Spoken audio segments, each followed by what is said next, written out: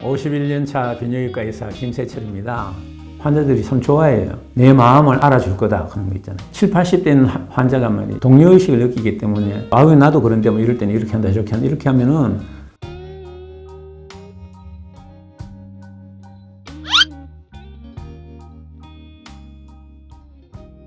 드물지 않게 보죠. 근데 이게 이제 사실은 이 성기능장애가 많은 사람에서 오면은 그 약을 정말 먹어야 될지 고민을 해야 되겠지만은 성기능장애가 오는 환자들은 100명 먹었을 때 한 2명 정도에서 나타납니다. 때문에 일부에 불과하지만 나타나는 사람은 심각한 거죠. 본인이 나타났다 그러면은 전문의사와 상의해가지고 투약 여부를 계속할 것인지 상의를 해야 됩니다. 이것도 참 우연에 의해서 발견된 것인데요. 우리가 비아그라가 출시가 될 때는 그게 목적이 관상동맥 협심증 치료제로 개발된 거거든요.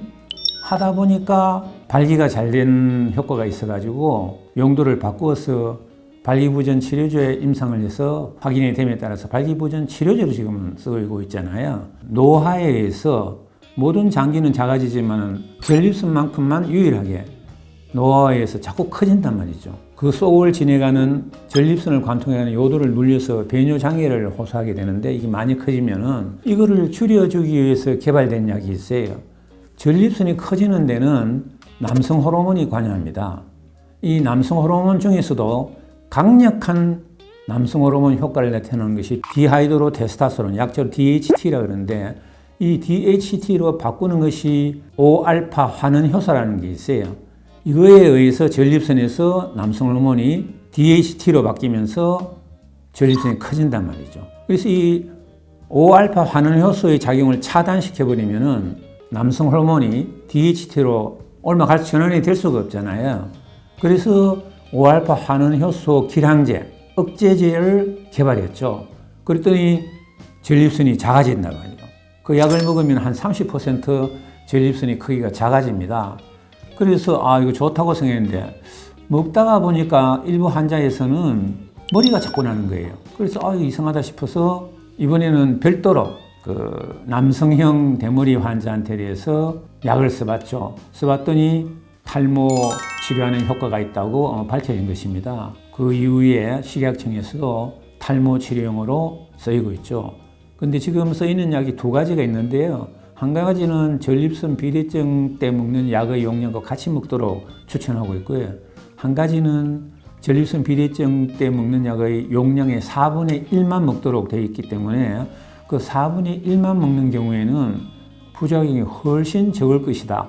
이렇게 우리가 알고 있죠. 실제로 해보면은 전립선 비대증에 의해서 약 복용에 의한 부작용 발생 빈도의 한 절반 수준이에요. 그러나 성기능 장애가 안 온다는 이야기는 결코 아니다는 이야기죠. 100명 중에 2명은 나타날 수 있고 이 2명은 심각할 수도 있다는 이야기죠. 당연하죠. 같이 먹으니까. 별도로 먹을 필요도 없고 일거양득이죠. 적어도 배뇨장애에 있어서는 문제가 될 수가 없죠. 그러나 이제 이게 전립선인 것이 정액을 만들어내는 것 아닙니까? 근데 이거를 작게 만들어 버리니까 정액량이 감소하고 사정시 그 쾌감이 줄어들 수 있고 이런 이제 성기능 장애를 동반할 수 있다는 이야기입니다. 이게 여러 가지가 있는데요. 제일 이제 나쁜 것이 성욕 감퇴, 성욕이 감퇴되고 그다음에 발기장애가 오고 조금 전에 말씀드렸지만은 사정의 양이 감소한다든지 또는 사정이 잘 안 된다든지 또 어떤 사람은 음경 크기가 작아졌다고 이야기하는 사람도 있고요. 감각이 좀 감퇴된 것 같다 이런 이야기하는 사람도 있고요. 또 어떤 사람은 이 여자들처럼 유방이 커졌다. 그리고 커진 유방이 또 아프다. 통증을 느끼는 사람도 있고 이러한 성기능 장애 이외에도 말이죠. 콧물이 난다든지 졸렵다든지 재채기가 난다든지 현기증이 생긴다든지 정신이 좀 혼미하다든지 두통, 요통, 고환통 어떤 사람은 설사를 또 호소하는 사람도 있고요. 얼굴과 손발, 다리 있지 않습니까? 팔 이런 데 부종이 생긴다는 사람도 있고 그래서 체중이 증가된다는 사람이 있고요. 피부가 건조하다든지 근육이 위축이 된다든지 여러 가지 이 증상이 나타나고 있습니다. 그래서 보시고 약 먹고 나서 이러한 증상이 나타나면 약의 부작용이라고 생각하고 전문의하고 상의를 반드시 해야 되겠죠. 성이란 것은 상대방이 있잖아요. 상대방이기 때문에 상대방한테 여러 가지 그 서로의 관계에 있어서 악영향을 끼칠 수 있다는 이야기입니다. 제가 들려드리려는 그 정례도 보시면은 이 상대방하고의 그 관계 때문에 상당히 고민을 많이 하는 환자이죠.